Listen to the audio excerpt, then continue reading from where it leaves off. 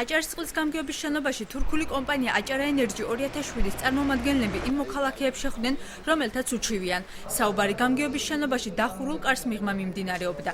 გარეთ დარჩენილი მიწის მფლობელები ჩვენთან საუბრისას ამბობდნენ, რომ მათ საკუთრებაში მყოფ მიწებს დატბორვა ემუქრება, თუმცა კომპენსაციის გადახდას თურქები არ ჩქარობენ. მირვეთი არის ორ ნაწილად გაყოფილი, ერთი ზე და მეორე ქვედა, რომელიც იტბორება ნამდვილად. ხო და რაღაცას მასხრობენ 20 ლარს მოგცემთ, ნახევარი იტბორება, სწორ ადგილზე. ნაპირი მაღალია, აქეთ დაბალია და წყალი შვაგზაში როგორ გაჩერდება, ეს მაინტერესებს. შეხვედრის შემდეგ დარბაზიდან გარეთ გამოსულმა მოქალაქეებმა განაცხადეს, რომ თურქულმა მხარემ მათ არჩევნების წინ დაკანონებული საკუთრების საბუთების გაყალბების შესახებ აცნობა.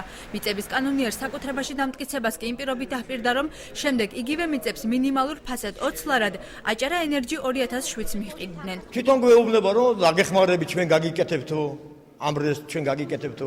თქვათ რომ გაგივიკეთო. მე აი პროცენტს ხომ მე ითხოვენ და შეიძლება გადამიხადოს ლარ ნახევარი. მე მაქვს მაგალითად 1500 მეტრო. 1500 მეტროით რომ მივცემ 20 ლარში, სა უნდა წევიდე. აი დოკუმენტების საბუთები ხელმეორედ გასაკეთებია. რესტში მიტანა უნდა ყველაფერს, მე თანხა შემოთავაზებული 20 ლარის ოდენობით კვადრატული მეტრი მიწის და რა ვიცი, ესე იგი წვალება ასეთი ხელმეორედ მიშლოდა ამდენი ახლა სირბილი. თურქული კომპანიის წარმომადგენლები მედიის შეკითხვაზე, რა საჩივარია მიწების მფლობელების სახელზე დაწერილი, პასუხს თავს არიდებს.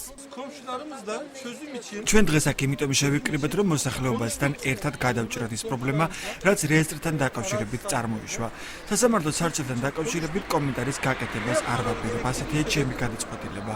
შეხვედრაზე გამოცხადებული მოსახლეობის ინტერესებს საერთაშორისო გამჭვირვალობა საქართველოს იურისტი ჟანა ჩიქოვანი იცავდა, რომელიც ამბობს, რომ ამ საკითხთან დაკავშირებით საბოლოო გადაწყვეტილებას სასამართლო მიიღებს. როგორც ჩვენ გადავწყვიტეთ, ანუ ვიცავთ ამ ხალხის ინტერესებს, რაც ვიცით არის ის, რომ დაახლოებით თანხაზე შეთანხმებულები არიან, თუმცა პროცედურაზე როგორ მოხდეს მიწის ნაკვეთების გადაფორმება არის პრობლემა.